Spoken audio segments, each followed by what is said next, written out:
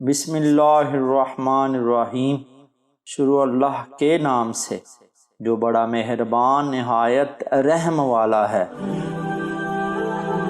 مولانا روم رحمۃ اللہ علیہ نے لکھا ہے، ایک دفعہ ایک شخص نے اللہ کی عبادت کرنا شروع کر دی اور پروردگار کی عبادت میں اتنا مشغول ہوا کہ دنیا میں سب کچھ چھوڑ چھاڑ کر سب کچھ بھلا دیا اور سچے دل سے اللہ کی رضا میں راضی رہنے کے لیے انسانیت کے رستے پر چل پڑا۔ مولانا روم رحمۃ اللہ علیہ کہتے ہیں، ایک وقت وہ آیا کہ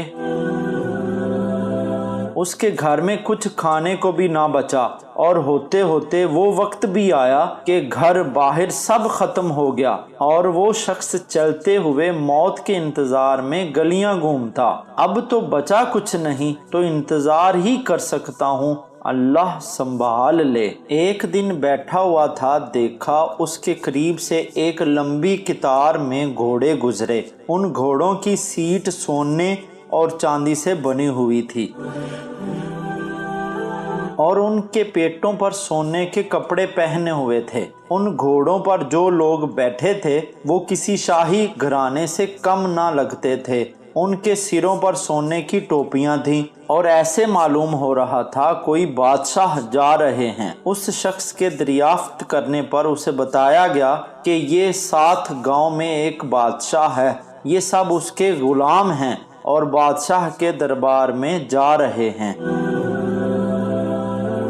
وہ شخص کچھ دیر حیران ہوا کہ یہ حالت غلاموں کی ہے تو بادشاہ کی کیا حالت ہوگی۔ اس نے آسمان کی طرف منہ اٹھا کر کہا، میرے بادشاہ، میرے مالک، میرے اللہ، شکوہ تو تجھ سے نہیں کرتا، لیکن اس بادشاہ سے ہی غلاموں کا خیال رکھنا سیکھ لے۔ اتنی بات کہہ کر وہ شخص چل دیا۔ کچھ دن گزرے تو ایک بزرگ آئے اور اس کا بازو پکڑ کر اسے ایک جگہ لے گئے جہاں وہی غلام وہی گھوڑے تھے، اور دیکھتا کیا ہے کہ کسی گھوڑے کی ٹانگ کٹی ہوئی ہے، کسی غلام کا دھڑ گھوڑے کی پشت پر پڑا ہوا ہے، کسی غلام کے ہاتھ کٹے ہوئے ہیں، کسی کے سر سے خون نکل رہا ہے، کوئی گھوڑے کو زخمی حالت میں واپس لے کر جا رہا ہے۔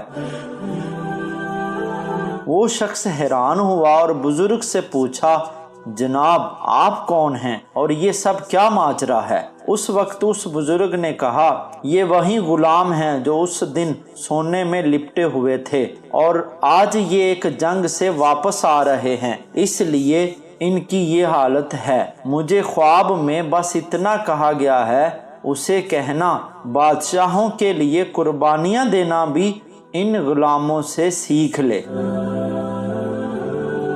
حقیقت میں ہمیں قربانی دینا آیا ہی نہیں، چاہے دین کا معاملہ سیدھا کرنا ہو، رشتہ داروں کا یا دنیا کا۔ جس دن ہم قربانی دینا سیکھ لیں گے، دین کے لیے، اپنوں کے لیے اور دنیا کے لیے، اس پر توکل کرنا سیکھ لیں گے، اس دن شہنشاہ اللہ رب العزت ہمیں ایسی بادشاہت عطا فرمائے گا جو کبھی نہ ختم ہوگی۔